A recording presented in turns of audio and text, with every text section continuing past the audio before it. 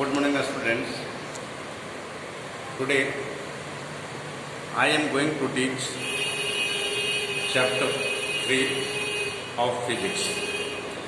आज हम लोग चैप्टर 3 का हम लोग स्टडी करेंगे।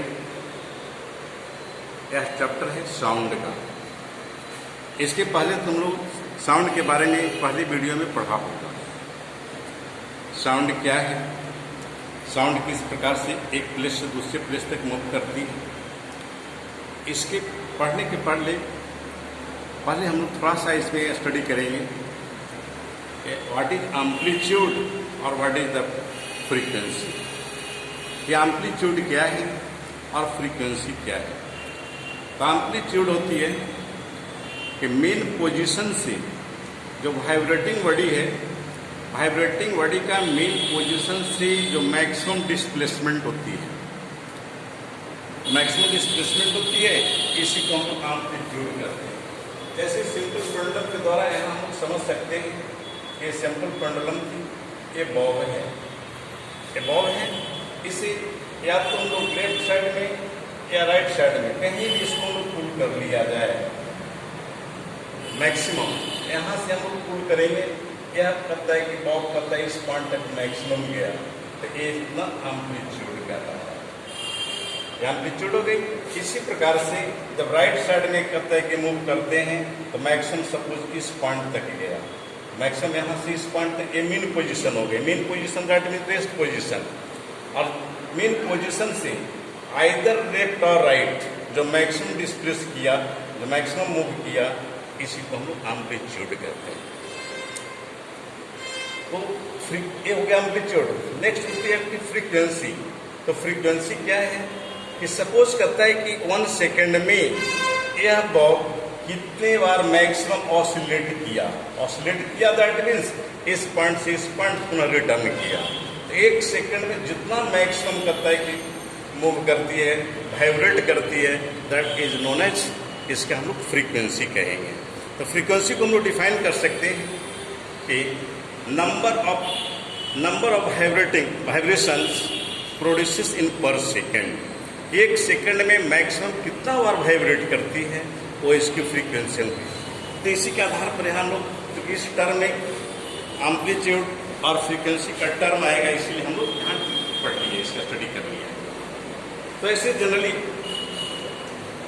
हम लोग डिफरेंट प्रकार के साउंड को सुनते हैं, डिफरेंट प्रकार के साउंड को सुनते हैं।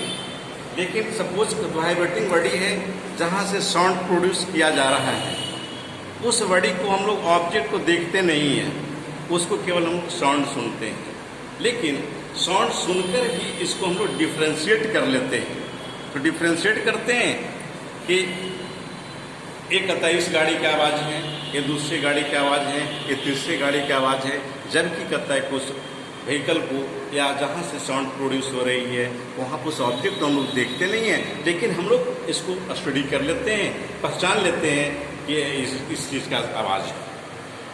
तो इस आधार पर देखते हैं कि कौन कौन सा ऐसा कि क्या कैरेक्टरिस्टिक्स है, कि साउंड का क्या कैरेक्टरिस्टिक्स है, जिसके आधार पर एक बॉडी से दूसरे बॉडी के हम लोग साउंड जो उत्पन्न होती है उसको हम लोग पहचानते हैं। तो यहाँ कुछ उसका साउंड के लिए कुछ कैरेक्टरिस्टिक्स है। तो कैरेक्टरिस्टिक्स ऑफ द साउंड, एक साउंड को हम लोग किस आधार पर करता है कि हम लोग डिटरमाइन करते हैं। तो the factors which make sound different from each other, वह फैक्टर जो एक से दूसरे साउंड को डिफ्रेंशिएट करती है, अलग करती है, इस प्रकार के फैक्टर को हम लोग कैरेक्टरिस्टिक्स ऑफ द साउंड कहते हैं। यहाँ तक क्लियर हो गया। नेक्स्ट है ये फैक्टर कौन कौन से हैं। तो दीज फैक्टर्स आर, फर्स्ट है लाउडनेस। कि लाउडनेस क्या है। तो लाउडनेस है जैसे सिंपल, इसको हम लोग ऐसे समझ सकते हैं कि जैसे हम लोग ड्रम बजाते हैं, तो ड्रम को स्ट्राइक करते हैं, तो सपोज करते हैं कि सॉफ्ट स्ट्राइक किया, हिट किया, उसे स्लो साउंड सुनाई पड़ेगी। और थोड़ा लाउड किया और थोड़ा हार्डर किया, कस कर उसको बीट किया, तब उससे आवाज़ थोड़ा तेज मिलती है। तो यहाँ देखते हैं कि जब स्लो हिट किया, स्ट्रक किया, उसको बजाया, धीरे से बजाया, तो अर्थात उसका मेम्ब्रेन थोड़ा कम वाइब्रेट करेगी, कम वाइब्रेट करेगी, अर्थात उसकी एम्पलीट्यूड कम होगी। जबकि जब हार्डर बीट करते हैं, कस कर स्ट्राइक करते हैं, तो उसका मेम्ब्रेन थोड़ा लॉन्ग, ज़्यादा डिस्टेंस तक वाइब्रेट होती है, अर्थात यहाँ लॉन्गर एम्पलीट्यूड हो गया। इस आधार पर तब हमें ज़्यादा साउंड सुनाई पड़ती है। So loudness of sound produced by vibrating object depends upon the amplitude of this vibration. इस प्रकार से देखते हैं कि किसी भी साउंड की लाउडनेस उसकी एम्पलीट्यूड पर डिपेंड्स करती है। यदि एम्पलीट्यूड बड़ा होगा, ग्रेटर होगी, लाउडनेस साउंड सुनाई पड़ेगी। यदि एम्पलीट्यूड छोटा होगा तो हमें स्लो साउंड सुनाई पड़ेगी। So loudness is proportional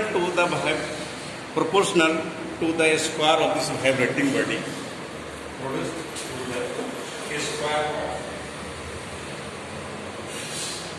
square of vibration. यदि वाइब्रेशन को हम लोग डबल कर देते हैं, तो वाइब्रेशन को डबल कर देते हैं, तब हमें लाउडनेस ज़्यादा करता है कि हमें तब वाइब्रेशन ज़्यादा होगा, अर्थात उसका एम्पलीट्यूड ज़्यादा होगा। तब इस आधार पर यदि हम लोग लाउडनेस वाइब्रेशन को डबल कर दिया, अर्थात उसका लाउडनेस उसका 4 टाइम्स करता है, तेज सुनाई पड़ेगी। सेकंड है पिच। पिच क्या है? तो पिच होती है, pitch of the sound depends upon the frequency. तो पिच डिपेंड्स करती है फ्रीक्वेंसी पर। तो फ्रीक्वेंसी की कोई भी वाइब्रेटिंग बॉडी है, मैक्सिमम कहता है कि कितनी बार मैक्सिमम वाइब्रेट किया। यदि हायर कहता है कि मैक्सिमम टाइम से वाइब्रेट होगी, उसकी फ्रीक्वेंसी ज़्यादा होगी, दैट मीन्स वो हाई पिच का कहलाएगा। यदि उसकी वाइब्रेशन कम होगी, तब उसके अर्थात उसको फ्रीक्वेंसी कम है, अर्थात स्लो साउंड सुनाई पड़ेगी। नेक्स्ट है क्वालिटी। क्वालिटी क्या है कि those characteristics of the sound, ऐसे देखते हैं कि जनरली थर्ड कैरेक्टरिस्टिक्स है।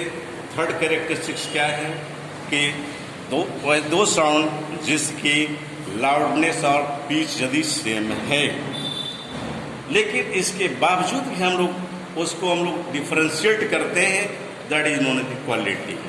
सो quality those characters of sound which allow the ear to distinguish sound which have the same pitch and the loudness।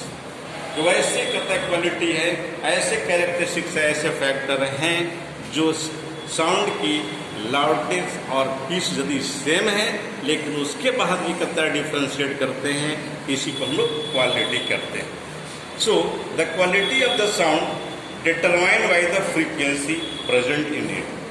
तो इस आधार पर देखते हैं कि साउंड में जो फ्रीक्वेंसी प्रेजेंट है, इसके आधार पर जो डिटरमाइन करते हैं कि तो उसी के आधार पर लाउडनेस क्या है, पिच क्या है।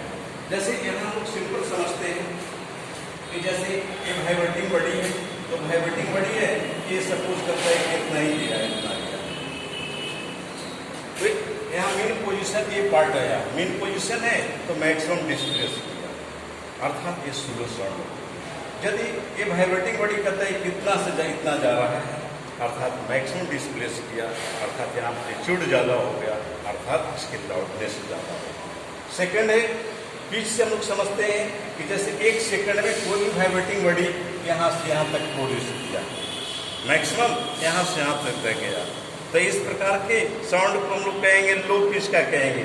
दूसरा होता है कि 1 सेकंड में इतना टाइम से करता है कि वाइब्रेट हो गया, तो ये मैक्सिमम टाइम वाइब्रेट किया, दैट मीन हायर पिच होगी। इस आधार पर जनरली हम लोग किसी भी 2 प्रकार के साउंड को हम लोग डिफ्रेंशिएट करते हैं।